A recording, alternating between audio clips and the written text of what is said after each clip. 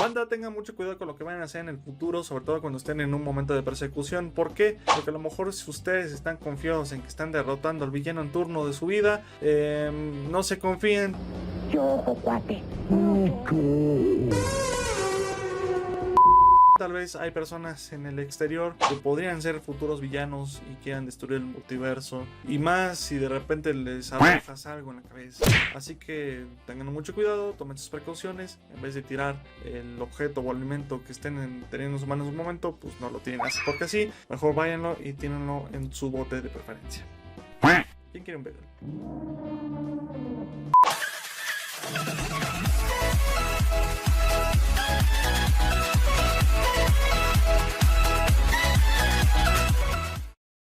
Banda, ha pasado un mes desde que se estrenó Spider-Man Across the Spider-Verse y muchas cosas han sucedido desde entonces, entre ellas, evidentemente, el reconocimiento y los aplausos de parte de la crítica. Y es que la secuela logró posicionarse en un muy buen lugar después de lo hecho en la primera película. Es más, en cuanto a taquilla ni se diga, ya está también rompiendo récords y ya está superó a la primera película. Pero bueno, desde entonces pues ha habido situaciones particulares que se han reflexionado en cuanto a su historia, a lo que va a ser sobre todo la siguiente entrega y sobre todo pues el valor que tiene esta película para lo que es el legado del Hombre Araña y que creo no es para menos. En DP 2002 apenas vamos a platicar del tema, más que nada porque hubo cuestiones pesadas el mes pasado, evidentemente el fin de semestre en la universidad y bueno, hubo ahí unas situaciones personales que pues nos impidieron hablar como hubiésemos querido de la película, pero ya estamos aquí y lo vamos a hacer. ¿Qué podemos decir de Spider-Man Across the Spider-Verse? Bueno, para DP 2002 Spider-Man Across the Spider-Verse no solamente es la continuación a la historia de Miles siendo Spider-Man, sino también es en sí un muy bonito cuestionamiento al lore del personaje en general.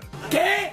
¿Por qué? Porque como ustedes recordarán, Peter Parker ha vivido muchas cosas, unas muy precisas que evidentemente marcan una antes y un después para su historia como superhéroe, pero también situaciones que te dejan pensar que a lo mejor podrían haberse vivido de otra manera. Sobre todo decisiones muy puntuales y que por supuesto Miles Morales es la cara de esta percepción. Spider-Man Across the Spider-Verse es un claro cuestionamiento a la mitología del Hombre Araña tal y como la conocemos. Excuse me. Hi. Sorry to bug you. I know you're busy. Sorry. What do you want? I know it's weird. I just came out of nowhere, but I think I'm becoming a trans-dimensional super being. So. Y no me malinterpreten, el lore de nuestro superhéroe favorito es muy rico en cuanto a transmitir valores y responsabilidades. Eso me queda muy claro y tal es el punto de que por eso lo seguimos. Pero vamos a ser realistas. ¿Necesariamente todo Spider-Man debe vivir esto en su universo? ¿Debe vivir un momento trágico para asumir esta responsabilidad? Habrá momentos de tal vez sí, y eso le ayuda a madurar. Pero necesariamente personas como Miles lo debe vivir. Elegir a Miles Morales como la cara de este ángulo externo a lo vivido por cada Spider del multiverso no es ninguna casualidad. Si bien cada uno de estos busca mantener su personalidad aprendiendo de sus tragedias, no se puede negar que esta línea puede llegar a ser muy pesada para vivir. Tal es el caso del mismo Peter. Spider-Man Across the Spider-Verse es una película que no solamente busca explorar las ventajas y desventajas de estar dentro de este multiverso arácnido, en realidad hace que el espectador comprenda que la línea entre el libre albedrío y la responsabilidad es delgada, pero puede cumplir sus objetivos encontrando un equilibrio adecuado. Algo irónico dentro de la vida de Spidey porque bueno, sabemos que la suerte a veces no le ayuda a darle esa tranquilidad para encontrar dicho equilibrio como él quisiera. La suerte Parker, como diríamos. Y que claro, Miles lo trata de cumplir a su manera, pero lo trata de cumplir. Y es normal, porque Miles todavía sigue siendo un chavo de 15 años, como dijo él en la película, pero sigue siendo un adolescente. Y que al igual como le sucedió a Peter en varias historias, tiene que seguir aprendiendo de los errores. Claro que es muy curioso cómo de repente tiene que madurar hasta cierto punto cuando ve a una sociedad arácnida que ya tiene más experiencia y que obviamente ya han vivido cosas que a lo mejor no necesariamente tiene que vivir a él, pero que tal vez sí los han ayudado más a madurar, lo que él no está viviendo ese momento porque está viviendo su propio proceso. Y es ahí cuando entra precisamente la experiencia de Miguel O'Hara o de Peter B. Parker, por ejemplo. Peter B. Parker y Miguel O'Hara ya han vivido cosas muy particulares. Gwen ni se diga. Es claro que si de repente te llega toda esta saturación de información, te puedes sentir inferior como le pasó en la primera película. Y curiosamente lo hablamos en la reacción del tráiler 1 y 2. Era evidente que iba a pasar esto. Íbamos a tener una lucha ideológica en esta película entre Miguel y Miles. Miguel representando la experiencia de ser Spider-Man contra Miles, que si bien cumple con la responsabilidad, busca la manera de cumplirla con otras soluciones, de tal forma que también los problemas no sean tan catastróficos, porque ahí es donde entra precisamente este cuestionamiento que hicimos al principio de este video. ¿Necesariamente yo tengo que vivir lo mismo que vivió Peter para cumplir con mi objetivo de ser Spider-Man? Tal vez sí, porque maduras, pero tal vez no, porque podrías encontrar la manera más suave y no tan radical que a lo mejor Peter normalmente suele tomar en algunas historias. Y es ahí cuando la lucha ideológica entra con todo y que bueno, pues por cuestiones de tiempo, pues evidentemente la película tiene que cortar porque se presentan otras historias. Y es algo muy curioso que quiero respetar mucho de esta película, porque de verdad se cuestiona de una forma tan curiosa el lore de Spider-Man que muchos tal vez no nos hemos dado cuenta, a lo mejor en la primera vez que vemos esta entrega, pero que cuando pasan las semanas tal vez, digo, al menos así yo lo sentí, empieza a retumbar. Oye, si es que Peter a lo mejor llega a excederse mucho con esto de la responsabilidad, que si bien es normal, es entendible, es algo que de alguna otra manera es su objetivo a raíz también del fallecimiento del tío Ben. Si te llegas a cuestionar, oye, ¿por qué Spider-Man no tomó esta decisión cuando podría solucionarse de una forma más pacífica? Lo podemos ver en los cómics de The Amazing Spider-Man, está más que claro cómo se está viviendo con el deseo de Wells, por ejemplo. Y que bueno, Miles llega a representar este ángulo. Un claro ejemplo de cómo la madurez, claro, se va a tomar, pero a la vez conforme a nuestro tiempo, paso a pasito, como un adolescente precisamente lo está viviendo. Ser Spider-Man no solamente significa salvar a la gente y derrotar al villano de la semana, representa ser un símbolo que además de dar esperanza, busca que sus sacrificios no sean actos de interés o narcisismo como suele suceder con otros superhéroes. Es ser ese último intento por derrotar nuestros peores miedos, enfrentarlos de tal forma que no quede en uno ese sentimiento de culpa por no intentarlo. Durante Into the Spider-Verse, el sacrificio de Peter tras detener el colisionador representó ser un significado variado para sus allegados. Miles sintió culpa por haber estado presente durante el duelo contra Kingpin, Prowler y el Duende, pero curiosamente el multiverso, si queremos verlo de esa forma, o el destino, así lo quiso. Así quiso que comenzara a descubrir su valor, no solamente como Spider-Man en un futuro, sino también como persona. Y es curioso que en esta película, dicha circunstancia es cuestionada por varias personas, siendo Miles, Miguel, Gwen, Peter, Spot, y bueno, si quieren incluir incluso las mismas referencias de la primera película, llegan a ofrecer al espectador esta variedad de ángulos que constantemente cuestionan si de verdad Miles debió haber estado en el momento en el cual la araña le picó, o incluso en el momento de la batalla donde precisamente el Peter de su universo fallece. Y es muy curioso cómo la película busca cuestionar mucho esa escena y la de la picadura de la araña, porque a final de cuentas todos están opinando de lo que vivió Miles en esos momentos. Obviamente cuando estábamos viendo esa escena, pues veíamos a Miles tranquilo, en su momento digamos pacífico con el tío Aaron haciendo su graffiti, que de repente pues le picaron una araña, pues bueno, digamos que no fue casualidad, porque evidentemente, ok, de acuerdo a lo que dice Miguel Ojara, tenía que haberle picado al Peter del universo 42, pero no creen que precisamente haya sido de esa forma, o a lo mejor no, como hubiésemos querido. ¿Iba a llegar Miles a ese multiverso? Claro, dejando de lado que hay varios Miles en el multiverso, eso me queda muy claro.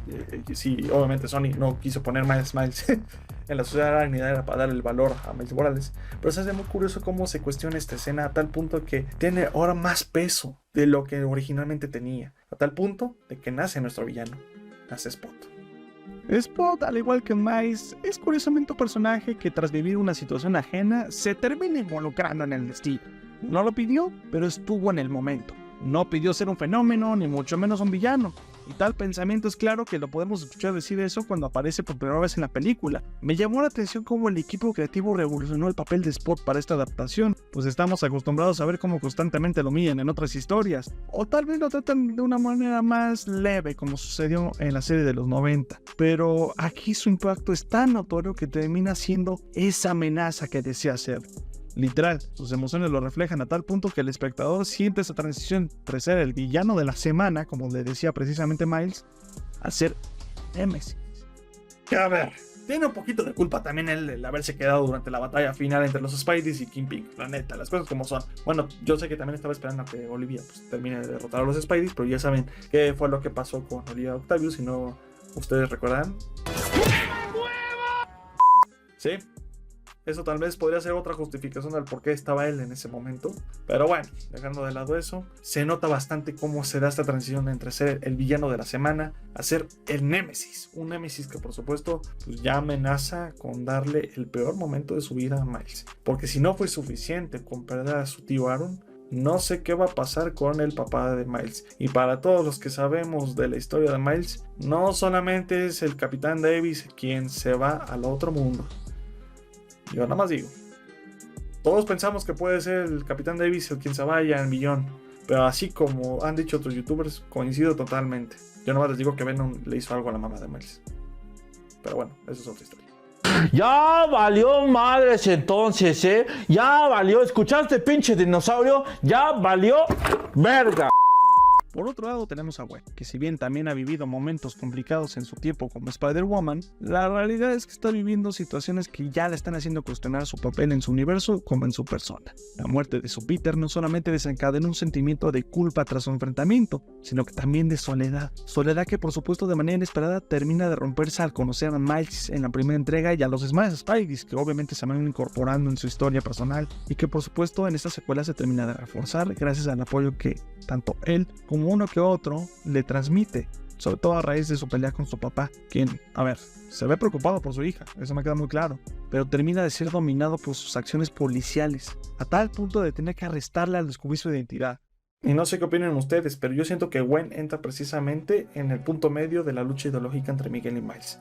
Tiene la experiencia, pero a la vez tiene la juventud. La experiencia porque ha vivido cosas muy pesadas a raíz de que es Spider-Woman, pero también tiene la juventud de Miles, porque si bien tiene una diferencia de meses, como dijo ella en la primera película con él, la realidad es que sigue siendo un adolescente también, que ha vivido cosas muy pesadas, eso sí, no se debe dejar de lado, pero que es muy curioso cómo precisamente para esta película representa eso, tal es el punto que tanto inicia como acaba la película. Algo muy curioso que si bien puede ser un poco polémico por la división de la película para que se estrenara Beyond, pues funciona y eso la verdad me gustó mucho. Hay incoherencias, tal vez sí, uno que otro huequito argumental, pero que hay que rescatar ese valor que tiene el personaje de Gwen en esta película. El canon, los sucesos que hacen a Spider-Man ser lo que es. Muy complicado de respetar, pero que de alguna otra manera terminan por ser una realidad. No obstante, la película precisamente cuestiona este aspecto no solamente con Miles, sino que también irónicamente con Miguel O'Hara. Spidey 2099 puede verse como un villano ante sus acciones, aunque realmente no es el villano de la película, aunque así lo parezca. Se comprende su causa. La pérdida de su hija y su presencia como anomalía lo hacen tomar acciones tan radicales que, si bien son por el bien del multiverso, pueden ser difíciles de aceptar para cada Spidey, como pasó con Jessica Drew y la misma Gwen. Simplemente es, al igual que Miles, otra cara de la moneda. Y es un buen líder, nadie lo cuestiona. Tal vez sí, por la forma como se fue dirigiendo la película, pues se ve muy radical, a tal punto de que todos terminaron tal vez de molestarse con sus acciones, pero tiene la experiencia. Simplemente es normal, es su miedo, es su temor a que vuelva a pasar lo mismo que le pasó a él.